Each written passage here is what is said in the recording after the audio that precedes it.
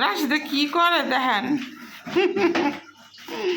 এই পাপোশটা আমি নেপাল থেকে আনছিলাম, আমার অনেক পছন্দের। 3টা পাপোশ আনছি, একটা জেরিন্ডি দিছি আর 2টা আমি রাখছি, তো একটাই আমি ব্যবহার করতেছি। পাপোশ গেলে কাপড়ের মতন না রাশিদা? হ্যাঁ হ্যাঁ, নেপালের থেকে আনা। এইগুলি সাবান দিয়ে দিতে হয়, আর বাংলাদেশি তো মনে করে এগুলি তো খালি তুষ তুষ তুষ তুষ উঠে। হ্যাঁ, ওই লেসগুলি যখন একটু হালকা করে ব্রাশ দিও যাতে না ছিঁড়া যায়। এটি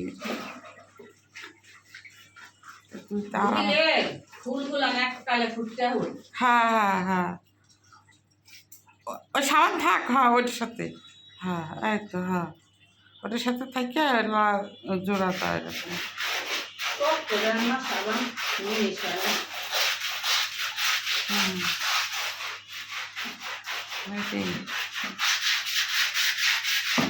এক মাস মনে করো আমি ছিলাম না, আমি গেছি মায়ের বাসায়, তুমি গেছো দেশে, এর লিগে এই ময়লা হয়ে গেছে পাপোশটা। আস্তে আস্তে আমি সব দেওয়া লাগছে। এই 2টা আবার ওই মহিলা ধুইছে, এইটা আর ওই বাথরুমের প্রোডাক্টটা।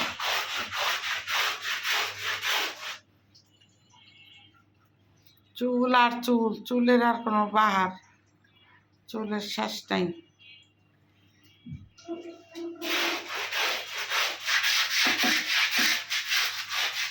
ও কাঁঠালো ভাঙছে সেট দিয়া, দেখেন রাশিদা দিতে কাঁঠালো ভাঙছে, দেশেতে কাঁঠাল নিয়ে আইছে, এই কাঁঠাল ভাঙছে। কাঁঠাল খাইছিলে 100 মিষ্টি আছে এইসব, মিষ্টি আছে। হ্যাঁ, জেরিঙ্গো বাসা কাঁঠাল দিছে, এটা বলে সবাই বলে ভাগে পায় না, 2-3 কোষ করে খাইছে। কয় এত মজা কাঁঠাল দি, আর গাছ পাকা কাঁঠাল না, গ্রানও যেমন মজা এরকমের। কিনা কাঁঠালের ভিতর তো কত গছ গছ লবণ টবণ দিয়ে পাকায়, আর দেশের জিনিসের মজাই আলাদা। দেশের মানুষের কোনো অসুখ অসুখও হয় না, তারা সুস্থ থাকে, ভালো থাকে। তার কারণ কি, যে তারা তো ভেজাল মুক্ত জিনিস খায়। হ্যাঁ,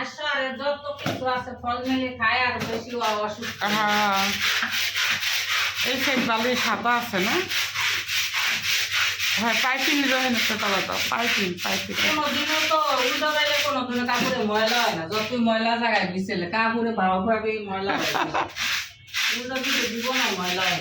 হ্যাঁ, তাই পাপড়টা ধুইয়া আলা কাঁঠাল খাই এলো, কারণ এত সুন্দর মজার কাঁঠাল না খাইলে মিস করবো।